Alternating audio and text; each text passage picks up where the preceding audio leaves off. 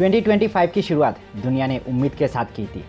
Covid के बाद की थकान, लंबे युद्ध की छाया और आर्थिक दबाव के बावजूद लोगों को लगा था कि शायद यह साल कुछ राहत लेकर आएगा। लेकिन जैसे जैसे महीने बीतते गए, यह साफ होता चला गया कि 2025 राहत का नहीं बल्कि हकीकत से टकराने का साल बनने वाला है। यह वह साल था जिसमें दुनिया ने बार बार यह महसूस किया है कि समस्याएं अब अस्थायी नहीं है बल्कि स्थायी रूप लेने लगी है। तो नमस्कार दोस्तों, मैं हूं श्याम विश्वास और आप देख रहे हैं श्याम यूनिवर्स। वीडियो को शुरू करने से पहले आप सभी लोगों से रिक्वेस्ट है कि हमारा चैनल को सब्सक्राइब जरूर कीजिए। तो चलिए वीडियो को शुरू करते हैं। 2025 को समझने के लिए हमें सबसे पहले यह मानना होगा कि यह साल अचानक खराब नहीं हुआ। 2025 किसी एक फैसले से, किसी एक वार या किसी एक देश की वजह से नहीं टूटा।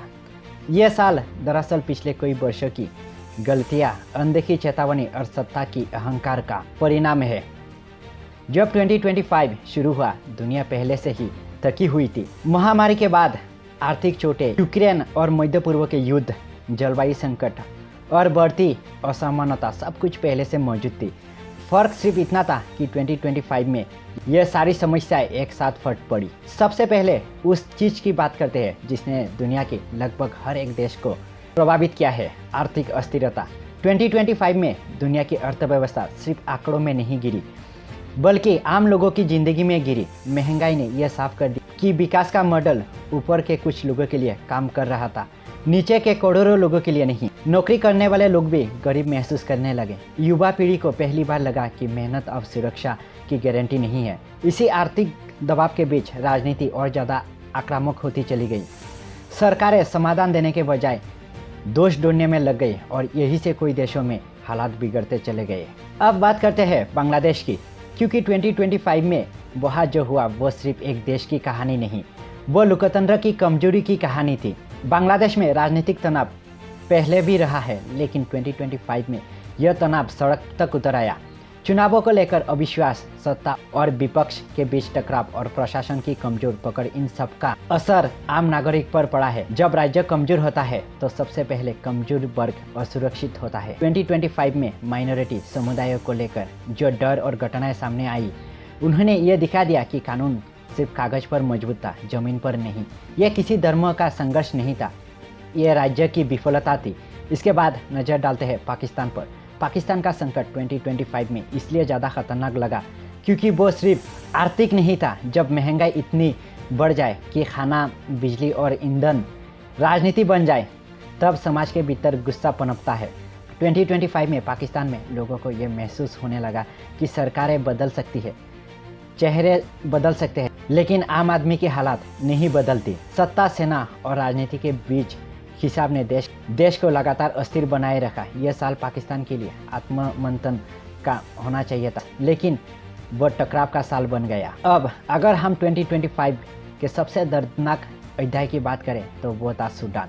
सूडान की कहानी इसलिए ज़्यादा डरावनी है क्योंकि वहाँ त्रासदी के साथ साथ खामोशी भी थी। गृह युद्ध ने पूरे देश को तोड़ दिया। लाखों लोग बेघर हुए, बच्चों ने भूख देखी, अस्पताल बंद हुए और पूरी पीढ़ी युद्ध में फंस गई।